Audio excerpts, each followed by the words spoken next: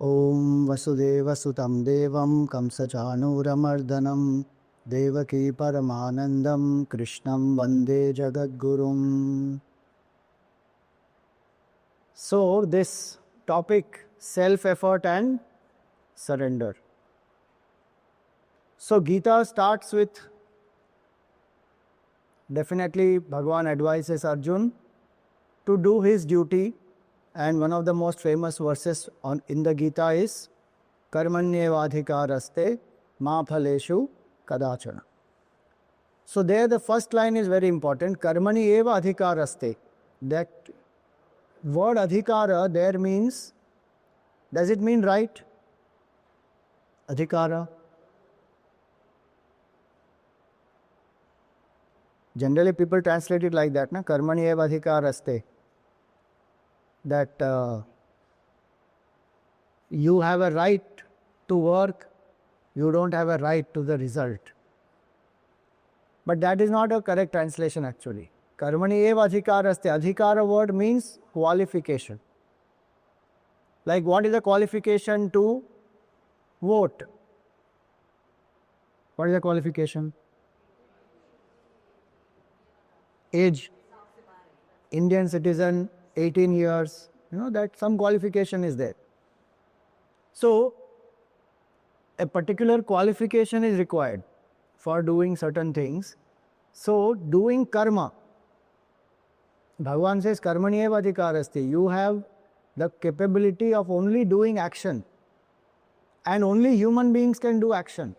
Others, they are only called bhoga yoni, where they exhaust karmas, they don't do action, so they don't have free will. And hence they cannot modify, change anything. That capability only human beings have. Why? Because we have a buddhi. Even biologically we see this is the frontal lobe, and this frontal lobe is something which is the seat of all rationality, choices, decision making, etc. Here behind is the amygdala, that is the emotional animal brain. This is the rational one. And so this self-awareness is in us, because of which I can change. No matter what has been my past, today is a new opportunity and I can put the efforts and I can change. And that is why there is so much of hope. And one can be anybody that one chooses to be. And that's how the transformations also happen of so many people. If a Ratnakar can become Valmiki, Angulimal can transform. So our culture does not write off anybody. In the Gita, in 9th chapter it comes, Apichedasi papebhya sarvebhya prapakrit tamaha. One may be the worst sinner. Gurudev used to say that person has done double PhD in crime. All possible worst things that person may have done. Yet, if that person has resolved to change, then from that time that person must be considered as a sadhu and given that opportunity and that scope and that freedom. Of course, whatever is the karma phala of that negative karmas, that will anyway come. That person can't escape. But we can't brand that person forever and say that this person is finished, nothing can happen, is a gone case. No. So that free will we always have, and that is self-effort. And do you know these hands of ours, one of the uniqueness of these hands is what? There are fingers and there is a thumb. With the thumb we can grasp. If this is not there, grasping is very difficult. And these fingers, there is a gap. There is no web. In many animals there will be the web, but these gaps are there. So hands are symbolic of holding, grasping, and hence they are symbolic of doing effort, self-effort. Animals are on 4 legs. Human beings are only on 2. And that's the uniqueness that we have with our hands. And so somebody said very nicely that destiny is not in the lines of your hand, but in the grasp of your palm. Many people think, Swamiji, ये तो destiny है, प्रारब्ध है. This law of destiny and law of karma, right? So this law of destiny is not to make us feel that it is everything is fated, nothing can be changed, no matter what we do, what is destined only is going to happen. So many people take it in a negative way. But do you and I know what is fated for us? We don't know. If I need to know what is fated for me, I have to rise to the level of the totality. Like I have to know what is the script of the director, no? Then only this will work. If I don't know what is the script of the director, I can imagine anything and say this is what is destined. So at the simple level, when we are living identified with the body, then what should we do? Do the best and leave the rest. That self-effort is in our hands. Karmani eva adhikaraste. And so as a seeker, we keep asking this question, what is that with which I am struggling right now? What am I trying to break out of? Any negativity, inhibition, any weakness? How am I improving day by day? Like how they say in modern language, be the best version of yourself. So every day keep improving. That happens how? Through my self-effort. Now, can we change everything? Yes, we can, but it may not happen in the time span that we expect all the time. So if I am putting in effort and I am not getting a particular result, what does that indicate? It only indicates that I have to put in more effort. Some influence of my present, my past is such that I may be not able to get certain result. So Gurudev always said that every job demands its own quota of effort. When you put in that much effort, then the result will come. So self-effort is there in our hands, and hence Bhagavan says, you do your duty, Arjun, and put in the best efforts. In that one should not give in to inaction. Ma karma phala hetur bhuhu ma te sangostu akarmani. Don't become dull, inactive, saying everything anyway is fated. What should I do? What is the use of my doing anything? That is a very pessimistic attitude. That is not what the Gita says. Gita says put in your best. Was the Gita given to make Arjun feel that nothing is in hands? It was given to empower him. No? Otherwise Bhagavan would have said, okay, you go. He was anyway wanting to go to the forest. Bhagavan says, no, you stay here, do your duty. In fact, the first instruction of Karma Yoga Bhagavan gives is that in the 3rd chapter, Niyatam Kuru Karmatvam. Do your obligatory duties. So I have to put in the self-effort to evolve, to change. The day one stops putting the effort, that day the opportunity is lost. And if a person becomes very pessimistic that way, the whole human life as an opportunity is gone. When the next human life comes, no idea. So Bhagavan says that yes, we have self-effort, we have Purushartha, and we can change. You see great people, what do? Do they become successful because of circumstances or in spite of circumstances? In spite of. Sometimes yes, circumstances are also in their favor, then they also make the best use of it and they become successful. But many times it is not. Look at anybody's life, you will see so many great achievers. They have gone through so much of struggle, criticism, obstacles, opposition. But in spite of all that, they have achieved. How? Purusharth. So one can be a victor or one can be a victim. In the Gita, in the 1st chapter, if you see, so Dhritarashtra, when he is asking the question to to Sanjay, Dharma kshetre kurukshetre samaveta viyutsavaha mamaka pandavas chaiva kima kurvata Sanjaya. What did my children and Pandu's children do having assembled in the battlefield of Kurukshetra? That question Dhritarashtra asked, what does that question actually show?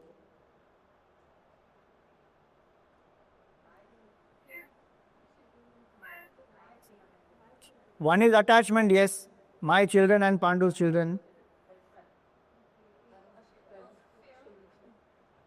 Fear. In this context of self-effort and surrender, what does it show? The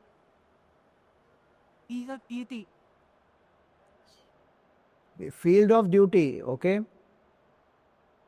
Actually, what does it show? Dhritarashtra did not do his duty. As a king, he could have easily avoided this war or not. When we don't put our self-effort and when we know what is our duty and still we don't do, then we'll end up in helpless situation and we become victim. Apply in very simple situations. Exercise we need to do. But when we don't do regular exercise, what happens?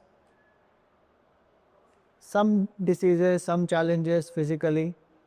Do you know one of the biggest reasons, the biggest killers on this planet is what? It's not any particular disease, it is lifestyle. So many diseases are there because of lifestyle challenges, and some of those are because I'm not putting in the self-effort in the right direction. And so when we don't do exercise or sadhana or even work which has to be done, postpone, procrastinate, then what happens? It builds up. Dhritarashtra knew very well, simple, if he had told his son that nothing doing, you give this kingdom to Pandavas, half of it belongs to them, actually full belongs to them. But he divided and gave half. And when the exile period is over, he was supposed to give back. Then they settled even, they asked even 5 villages, but that also they didn't give. Why? Because Dhritarashtra was completely helpless, blinded by his attachment, Putra Moha. Now that is where it is. When we have attachments, they prevent us from putting in the required self-effort. There we compromise. One of the reasons for compromise is attachment. So one does not put in the effort. What one knows is right, one will not do. And many times what one knows is wrong, one will end up doing that only. Duryodhana himself says to Bhishma, he says what? Janami dharmam nachame pravritya. I know what is right, but I can't engage in it. And I know what is wrong, and I can't stop it. That is the dilemma of a human being. And so what happens? Self-effort is to ensure that this does not happen. I do what is to be done and I avoid what is not good for me. If I put in the effort in the right direction, in this, what is good for me, what is beneficial, what is dharmic, if I do, it will help me to evolve further. But if I don't do that, then I may achieve many things in the world, but I may not evolve. And even the path to achievement will be filled with so many other challenges, and the heavy price one pays for it. And hence Bhagavan says, do the effort, put the self-effort. This, if I keep doing, what is the path of dharma? Am I doing my duty? Am I dedicating it to Bhagavan? If I work on this self-effort as we keep doing, one will achieve many things in the world. The more I put in the effort, I may also realize success, some happiness with it, no doubt. But also it comes with sometimes stress, tensions, worries, anxieties. So at first level, self-effort is to put in my best to achieve a goal, to have a goal, to work hard towards it, to follow dharmic ways to achieve it. That is self-effort. At second level, self-effort is whatever I am doing, I dedicate it to Bhagavan. So in first level, I work hard, achieve great things.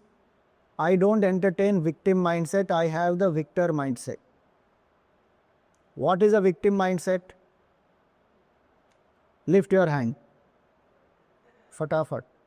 Haath upar uthao. Bend these 3 fingers. This finger is symbolic of what? Ego. So victim mindset is you are responsible. You point, we blame, we accuse people. Why are you not successful? Why are you not happy? Because of this boss, because of that mother-in-law, because of this spouse, because of that neighbor, because of this government. Blame, blame, blame. That is victim mindset. So many things may be going on well in my life, I will still crib and complain.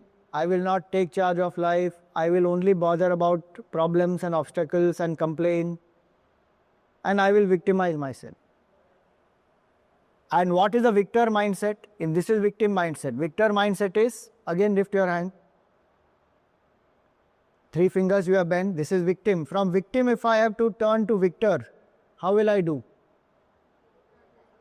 Bas, bend this 1 finger and say it's up to me. And when I say it's up to me, I take charge. Then what happens? Success. Otherwise, we keep blaming. Whole life can go in just complaining, blaming. One will not achieve. In Mahabharata, you find that. How much of blaming is there?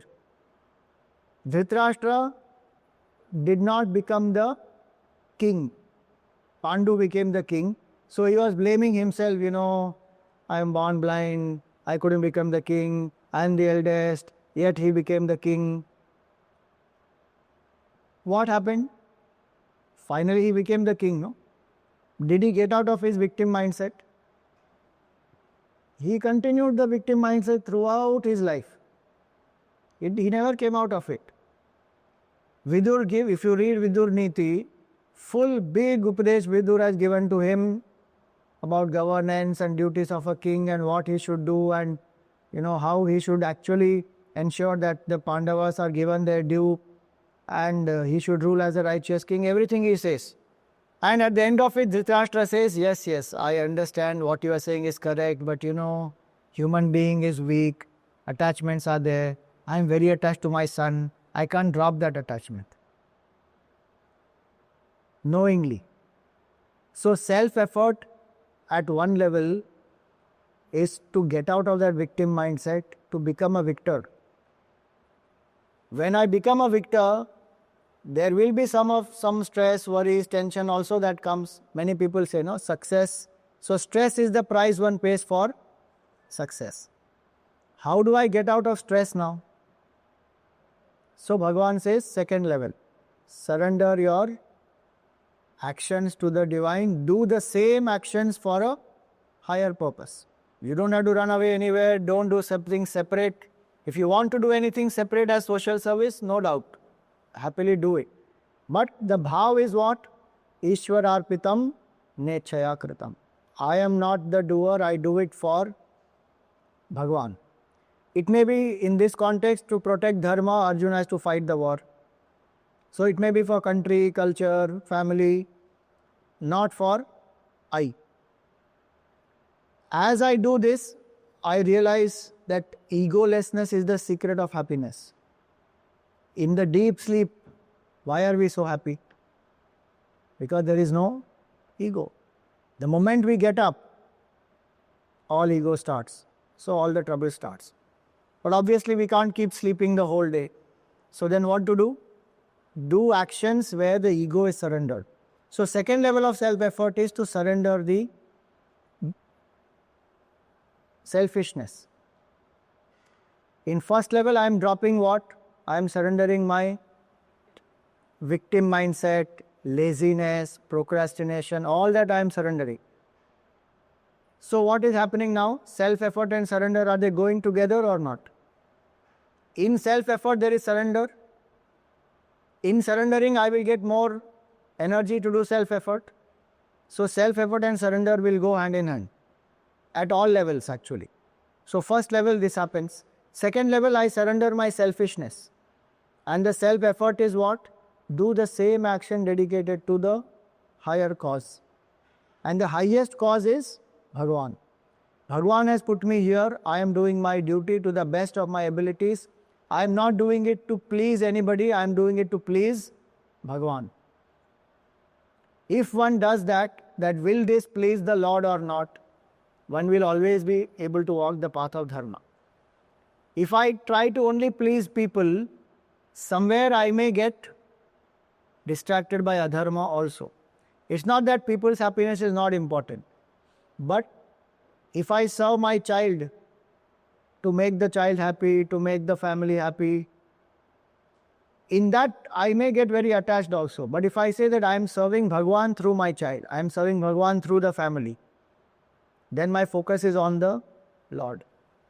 Then the attachment doesn't come. So in the second level, we drop our doership. Drop our selfishness. Which is what Bhagavan says, Gita, 3rd chapter, he says, Yajñarthat karmanonyatra lokoyam karma bandhanaha. Any action done without the spirit of yajna. Yajna spirit means what? How does Gurudev say or define yajna spirit?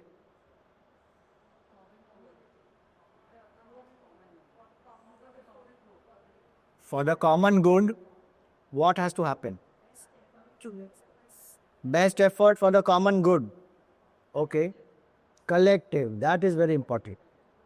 Cooperative endeavor for a selfless goal benefiting everybody. That is yajna spirit. So if I serve, if this simple thing was there in Dhritarashtra's mind, Duryodhana's mind, that we are working together as a family.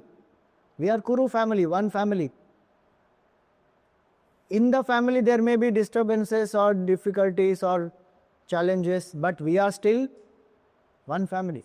That vision of one family only was not there in Dhritarashtra. That's what he says, Mamakaha Pandava. These are my children and those are Pandu's children. An interesting thing is, Arjun has that vision of one family, and that brings about his downfall in the beginning. When Bhagavan says, you see the Kurus who have assembled here.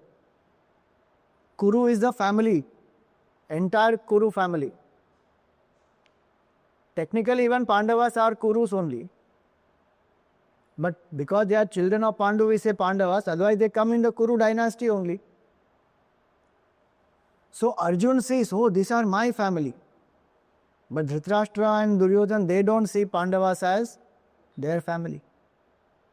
So oneness is very important. So Yajna Bhavana is that. If Dhritarashtra had that feeling of one family, this conflict only would not have happened. So second level is we drop selfishness. The more and more we drop selfishness, how will we do that? By loving the very work that we are doing and dedicating that to the Lord. That action itself will bring great joy. One doesn't need then, the result is an extra bonus. But if joy doesn't come from action, then what happens? Now I depend on the result. Then if the result comes as per my will, then I am feeling happy. If it doesn't come as per my will, disappoint. Gone. So in the Gita, Bhagavan says, 2nd chapter, Tato yuddhaya yujyasva naivam papam avapsasi. Do the work for the sake of the work, meaning enjoy that work. An artist loves to paint. If that artist loves to paint, is that joy not much more rewarding than just the money? Suppose the joy is not there and only money one focuses on. Eventually that creativity will dry up, is finished. So a person has to love that very work. That is what we call as swadharma. What am I made for? If I do that,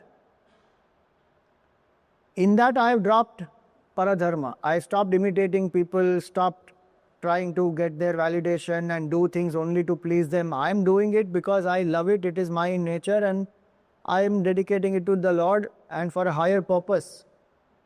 Done. Arjun was he had the right temperament of a Kshatriya. So he was a person who was in the right place, at the right time, doing the right work, for the right cause. Only challenge there was, right attitude was not there in the beginning. And the Gita shifted his attitude. Made him again come back to the fact that you are protecting dharma. Don't look at this as an individual battle. It is not a battle for kingdom. It is not a battle for revenge. It is not a battle to prove anything to the opponents. It is a battle to protect dharma. So in my work, what is the higher purpose? Swamiji, I'm taking care of a family. What is the higher purpose? No, there is a lot of higher purpose there also. So many jivas have come together. And Bhagwan has put me here. I am serving Bhagwan. So many children, they have been brought up and they achieved great things. Why? Because the mother had the right vision. If Jijabai was not there, Shivaji would not have got created. Narendranath Datta, his mother. Who is Narendranath Datta? Swami Vivekananda ji. From childhood, she initiated him into worship of Shivji, and she was a big influence in his life. Like that, you see many examples of how the mothers have played such a big role. So, wherever I am, whatever I am doing, if I dedicate it to the higher purpose and the highest being Bhagwan, I drop my selfishness and I find joy in that. Now, people, otherwise we wait. Family should appreciate, friends should appreciate, people should appreciate, and then we keep waiting. But when we do it for Bhagwan, we enjoy. Like suppose yesterday Janmashtami, so many of you would have, Krishna Bhagwan in your house and you decorate beautifully, and then, Janma happens in the midnight, and then, whatever is singing happens, Makhan Mishri we make, and everything. Why? All for Bhagwan. Now there also sometimes the ego can come in. My decoration must be better than that person's decoration. इनकी झांकी से मेरी झांकी ज़्यादा अच्छी होनी चाहिए. So do everything much more minutely. Of course, it's better than not doing anything. But from there I have to drop that selfishness and rise, saying it is for the love of God, and I will do my best for love of God. Now if somebody praises another person's decoration more than mine, it doesn't matter because I enjoyed the very process of doing it. So that is second level of self-effort, where I drop selfishness. See, self-effort isn't surrendering. If you see actually as we go along, sometimes we connect self-effort to achievement and ego boosting, and surrender to dropping of the ego. So we think that they go separate, but actually they will only go hand in hand. Third level of self-effort is what? Drop the very doership also. I have done action dedicating it to Bhagwan, so I will drop insistence on the result. That is again self-effort, prasada buddhi, what some of you said earlier, prasada buddhi. So they accept results as they come. तेरे फूलों से भी प्यार, तेरे कांटों से भी प्यार, तू जो कुछ हमें दे दे, सब कुछ है स्वीकार. Whatever Bhagwan sends, in his wisdom he knows what is the best. So I accept, prasad. There my self-effort is what? To drop my resistance, my insistence, and be in the right frame of mind to accept with gratitude, humility, cheerfulness. Sometimes there is some sadness also. Doesn't mean that a spiritual seeker cannot be sad. So if I feel some disappointment, oh, I am not spiritual anymore. Why? Because I am not supposed to feel any sadness. It is not like that. One may go through, but one comes back quickly saying, Bhagwan in his intelligence knows what is the best. So my self-effort there is to remain equanimous. When the results come, remain equanimous. That is the self-effort. I may enjoy, but I am not thrown off balance. I may feel, sorrow sometimes, I am not thrown off balance. And the last level of self-effort is what? Drop the very doership itself. The best use of self-effort is to drop karta bhav and completely surrender. Surrender is the culmination of all self-effort.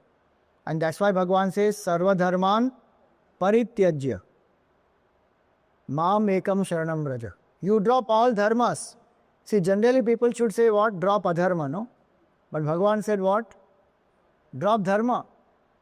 So using dharma, I drop adharma and I come to dharma. Live a dharmic way, live in a righteous way, do the duties, dedicate to Bhagwan.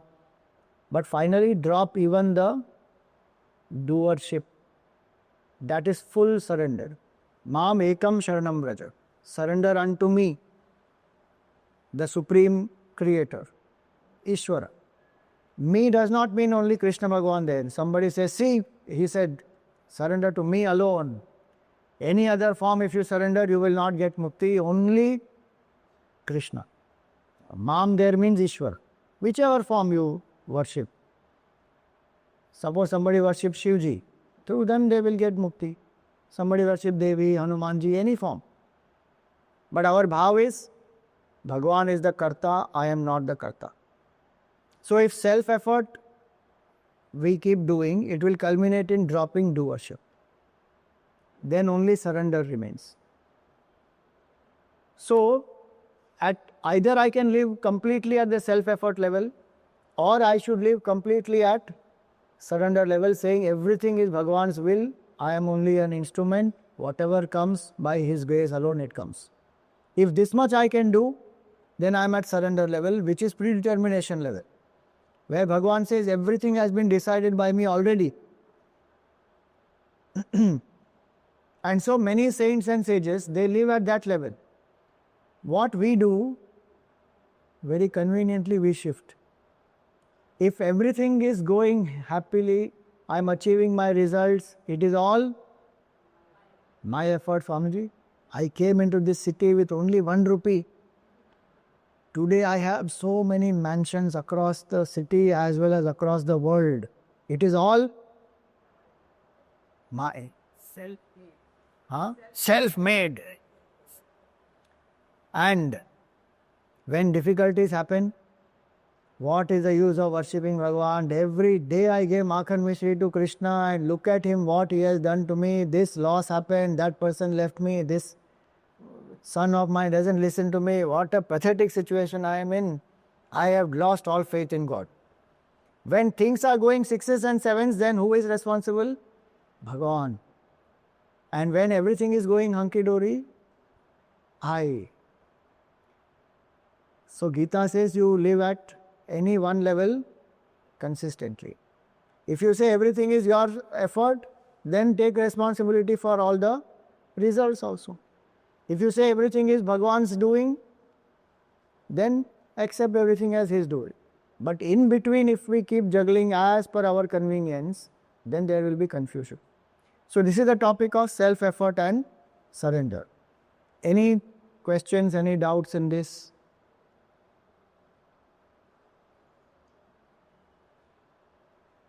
At the end, surrender does not have to happen. Surrender happens at every step. Culmination is only complete surrender. And that's why we keep bowing down again and again. Prostration happens again and again. So we have to go on surrendering. Just want to say it's shock. Did he right to say Kyoki sec? How that takes what's set? Is lead to ratio. All efforts. Approach the people ten, which is a self that they have to say. Which finally it keep on living the relation that. Yes. And finally culminate till surrender. Correct. That is what That is the final truth. that is the Crux. Yeah. Continuously the efforts are to drop and finally the ego is fully sublimated. Ego cannot go unless it is thinned out. yes. So that liquidation happens every step and then finally it just disappears. Gurudev used to give a very nice example for this. The example is, if you are going at a speed of 160 kilometers per hour and now you realize that I am in the wrong direction and you have to take a U-turn, what will you do?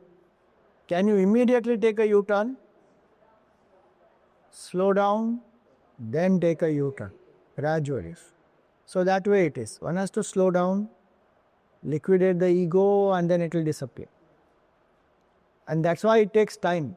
Spirituality takes time to evolve. Final step, no time. That is timeless. But before that, enough time. That's why it's important to move to the Arpan Gurti stage. Otherwise, if you don't do then you will get stronger self-pepper. Yeah. You keep taking brain and achieving so much. Correct. Extra ego will come there.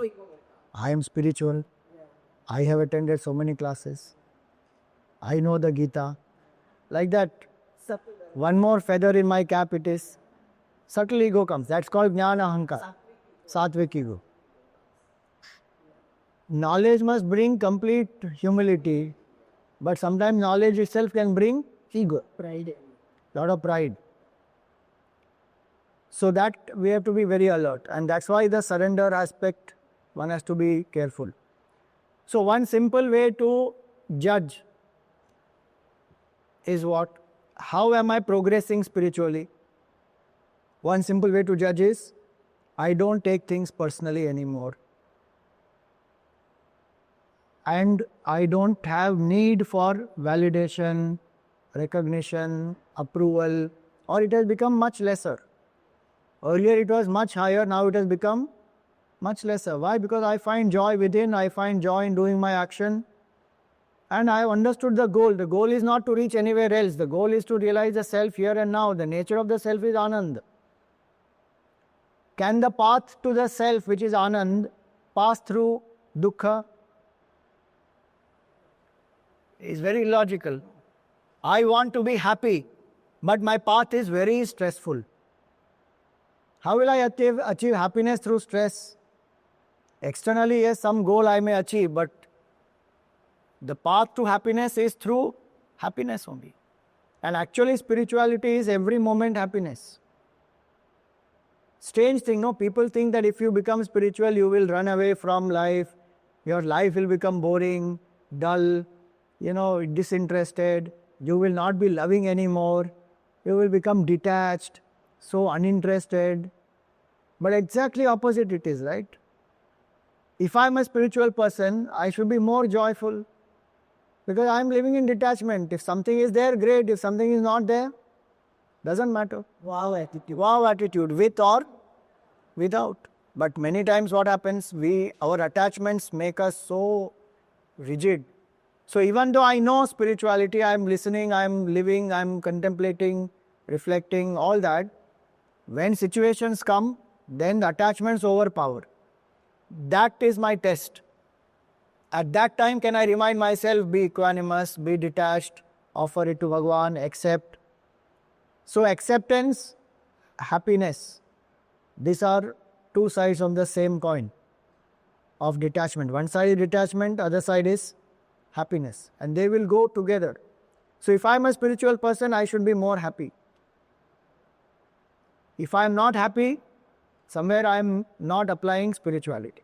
Krishna Bhagavan's life, suppose you think of Krishna, what emotion comes into your mind? So joy, happiness, Love for love. love, so much of enthusiasm, love, happiness, celebration, selflessness, all that. Does sadness come into our mind? Krishna means sadness. Krishna means frustration. Krishna means stress. No. But the fact is, his entire life is filled with all circumstances which are extremely stressful. He is born only in the jail. He didn't cry saying, एक hospital भी नहीं मिला मेरे माँ बाप को, jail में मेरा जन्म हो. And before my birth, 6 siblings of mine have been killed. What a pathetic situation this is. In this, I am the creator of the universe and मेरा ये दुर्भाग्य है. He didn't cry like that. He didn't say that at birth I was separated from my parents. Every single thing, if you see in his life, how many troubles he has gone through, but smiling in and through. Why? Because he lived life as a victim or a victor. Victor. And how can you live life as a victor when you don't have any attachments and ego? Served everybody, did the most menial job also, without feeling any pressure of ego. Arjun made him the charioteer. Did Bhagavan say that, what do you think of me? I am the creator of the universe and I will run horses for you? Appoint somebody else for it. This is not my job. He did the job of a charioteer so well. When everybody is sleeping at night after the war, what is Bhagwan doing? He is giving baths to the horses, he is applying medicine, he is removing their arrows, healing them, massaging their feet. That is the Lord of the universe. Ever a master, whether he is a charioteer, whether he is a husband, whether he is a son, a king, whatever he did, that is spirituality, and did it with joy, with smiling nature. That if we do, that is the best way to influence people around us also. Many times people say, Swamiji, I am learning all this, but my family, somehow I am not able to get them in. You change. Gurudev always said that. You change and the world around you will change. You are the best advertisement for spirituality. If you are living happily, people will see, Arey, what a difference it has made. How did you change? Then things will change. So that's one topic. And this same things what we learned, you can apply in the 21st century in the teachings of the Gita. There's nothing absolutely new. Time keeps changing, externalities keep changing, but human mind is same. Somebody asked Gurudev, that Swamiji, are you not bored talking on the Gita 40 years? Why don't you do something else? So he said, I am not going to read the Gita. 5,000 years ago it was given. I don't think it is relevant anymore. We are in the modern age. You have been talking on the Gita 40 years, that is fine, but I don't want to study the Gita. Because it's outdated, old. This is modern life. So Gurudev looked at him and he said, did your great-grandfathers eat food? He said, yes. How did they eat food? He said, like this, through the hands. Did your grandfather eat food? Yes. How? Did your father eat food? Yes. How? A knife and the fork and the spoon and all that? Yes. Do you eat food? Yes. How do you eat? Like this. No, why do you eat same way as your great-grandfathers and thousands of years ago people were eating? Why don't you try something new? Try putting the food in some other hole in the mouth, in the head. Why? You are a modern generation, new. Thousands of years have passed, but there is only one way to eat food for us. How is it? Through the mouth. We may use some equipment and all that, but otherwise it is the same. Some fundamentals remain the same.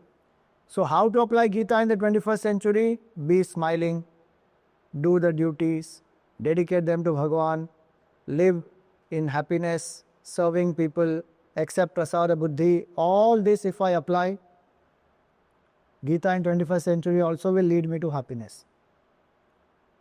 All the more required today. Why? Because stress, worry, depression, tension, anxiety, arey baapre, how much it has increased. Mental health challenges galore. One of the reasons is what? The mind has not become strong. And what will make the mind strong? Detachment. Even simple thing like wow attitude if the children learn, youngsters learn. Big picture of life if they learn. Small things they are getting into drugs and depression and suicide. What all is happening? Why? Because this knowledge is not there. The importance of dharma, the importance of selflessness, teamwork, surrender, all this we can apply. So that's what is the teaching of the Gita in the 21st century. Arjun remains the same, only the external situation has changed. Life has anyway become more battle, it's more a battlefield today than it was earlier. So many more fronts at which one is battling. And now if human beings ke andar competition was not enough, now we have to compete against robots. Because robots are taking up most of our work. Forget work, they are taking up relationships. Are you aware? People are having robots as their wives and husbands. Because that robot will understand you properly and give you customized. So you don't have to adjust with them, they will adjust with you. and they will tell you what you like. They will do whatever you feel like. Everything. So they are saying better than Harmony in the relationship. yeah, so much harmony. It is a fact. There are movies also which are there, and there are people are applying it. You can hire in some movie I was seeing other day. It was saying that you can hire, these robots for a certain number of hours, and once you like it, then you can buy, and that robot will become your spouse. And the robot will do everything. Will give you tea also, take care of you, will comfort you. Robot will ask you, do you want me to just listen or do you want me to give advice? All that. Human beings, we don't ask. Now, somebody comes and pours, we start giving them advice and they feel, Arey, I know all the solution, I just want you to listen. All that we don't do, so there's conflict in relationship, but robot will ask you. So like that. So now we have extra challenge. So where does the divorce come from the robot? So in Hindu culture, anyway, there was no divorce concept at all. We are supposed to adjust. In robot also, but the interesting thing is, I don't know if you heard, recently a robot committed suicide. You heard? I haven't heard. Robot committed suicide because robot got fed up with the work schedule, and so the robot fell down and tried to kill itself, saying, I want to destroy myself. So self-destruct tendency, something it created, and it dropped. And Yeah, that is called artificial intelligence, where the human being is trying to program the robot with emotions. And that's why it is very dangerous, because when the robot will start emoting and understand it in its own way and start doing something that we can't predict. So anyway, my point was this, that with AI and many other things coming in, life definitely becomes more easy and all that. But we should remember one thing, that we are human beings. We should use our faculties, Baba. Otherwise, we will become dull and dumb, tamasic. Already we see that impact in our life. With simple cell phone. Earlier, we all used to remember so many phone numbers. Today, we don't remember. If our phone is not there with us, or phone is lost, we are absolutely helpless. एक number याद नहीं है कि अब मैं किसको phone करूं. Memory has already become weak. I went to Narmada Parikrama. In that, I memorized 10 numbers and I went. Because I said anything can happen. Suppose some fellow, steals away my bag or my phone or anything gone. Now what? Whom will I call from where? How do you? Minimum 10 numbers. Memorize. This person number this person number is this. Now, robot is doing everything. How to write an email? You just tell ChatGPT, I want a leave application. Full it will write and give it to you. Why ChatGPT? Now in Gmail itself you can tell it to do. So we have to ensure that our self-effort, this one new level is added in 21st century. Do your basic daily actions. नहीं तो वो भी छूट जाएगा हमारा. Take bath by yourself. वो सब भी बोलना पड़ेगा. New Gita of 21st century will be like that. Take bath, remember, eat food with your hands. Otherwise, some robot is feeding you. पता नहीं क्या. And then we will all go like how we do. Regular walking we don't do. Sit in the car, go to the gym, walk 2 kilometers, again come back in the car. So like that, things will go on deteriorating. Use it or lose it. Already many factors we are losing. So self-effort we have to keep putting. Sarve bhavantu sukhinaha, sarve santu niramayaha, sarve bhadrani pashyantu, ma kaschid dukkha bhag bhavet. Om asato ma sadgamaya, tamaso ma jyotirgamaya, mrityorma amritam gamaya. Om Purnamada Purnamidam Purnat Purnamudachyate Purnasya Purnamadaya Purnameva Vashishyate. Om Shanti Shanti Shanti. Harihi Om Shri Gurubhyo Namaha. Harihi Om. Hari Rod. On behalf of our Sedika Manjuji and all the study class members gathered in Satsang here, I thank you, Swami Swatnamaji, for the gift of your precious bag, the blessings of your presence, and the actual clarity of your discourse on self-work and surrender, and all the application of the teachings of the Bhagavad Gita in 21st century. And especially for your words, which made us take a thing, reach into the dark recesses of our memories, and finally made us realize that we need to do much more Purukar. The Bhagavad Gita says, Karmani vad parasya ma kalyushu kadachan. Only we as human beings have the capacity and the capability to make the effort to change, to transform, and to evolve. Even the worst sinner who resolves to change is to be considered a sadhu. Self-effort free will ensures the destiny is in the grasp of our hands. Do the best and leave the rest to Bhagwan. Effort does not always yield result in a specific time span. We need to increase the efforts and not to become inactive and pessimistic. The philosophy of the Gita is empowering. Great people have struggled and achieved only by Purusha, by knowing one's duty and doing it. At the initial level, self-effort ensures that I know what is to be done and I go ahead and do it with a victim mindset, not a victim mindset. Whatever I do at the next level, I dedicate to Bhagwan. I do the same actions for a higher cause, and the highest being, of course, to please Bhagwan. Ishwar Arpitam Dechaya Pita. Egolessness is the secret of happiness. Surrender selfishness, love the work you do. Your Swagha. To work for a common good in the Yagni spirit as cooperative endeavor for a selfless goal, and in this, oneness is of the essence. At the third level, accept with prasad buddhi whatever Bhagwan sends your way. Drop resistance and insistence, and make an effort to remain equanimous through difficult flats.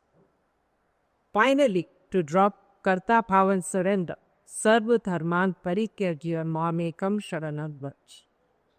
To realize that I am not the karta, Bhagwan is the karta. Self-effort drops into surrender to Bhagwan, which is the stage when everything is predetermined by Bhagwan. Surrender to Bhagwan totally, and the culmination is complete. The ego is fully sublime. The process is the journey of a seeker, to be undertaken without stress, without attachment, in happiness, with the wow attitude, with or without. Life is the same battlefield it was for Arjuna, maybe more complex, more challenging, with advances in technology and with artificial intelligence. We need to apply the Bhagavad Gita's lessons today to survive and evolve.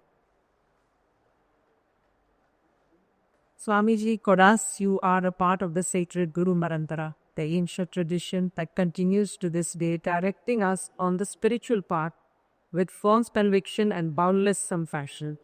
It is Pujya Gurudev's blessings and this vision that has enabled us to access this light-transforming sacred knowledge through me, to inspire us to apply this jnana in our daily lives and live in the spirit of yajna and surrender. For this, we are eternally grateful to. I also express deep gratitude to Haserika Manjuti for the unstinting efforts on our behalf and for being a spiritual miracle in a shifting world. And a very warm thanks to our dear Kirti for hosting this Satsang. So thank you. 7. So we will do the Arati just 2 minutes and then we can proceed for lunch. आरति श्री चिन्मय सद्गुरु की दिव्य रूप मूर्ति करुणा की आरति सद्गुरु की चरणों में उनके शांति समाए शरणागत की भ्रांति मिटाए पाप ताप संताप हरण की आरती श्री चिन्मय सद्गुरु की, आरती सद्गुरु की। वेद उपनिषद गीता को गाया, धर्म सनातन फिर से जगाया। शुद्ध नीति प्रीति शंकर की, आरती श्री चिन्मय सद्गुरु की, आरती सद्गुरु की। सिद्ध बालिकी तपोभूमि में, नित्य विराजे गुरु हमारे। भक्त हृदय आनंद स्रोत की, आरती श्री चिन्मय सद्गुरु की, आरती सद्गुरु की, आरती सद्गुरु की। बोलिए श्री सद्गुरुनाथ महाराज की जय। ओम न तत्र सूर्यो भाति न चंद्र तारकं, नेमा विद्युतो भान्ति कुतो यमग्निः। तमेव भान्तमनुभाति सर्वं, तस्य भासा सर्वमिदं विभाति। बोलिए श्री कृष्णचंद्र भगवान की जय, श्री गीता मैया की जय, श्री सद्गुरुनाथ महाराज की जय।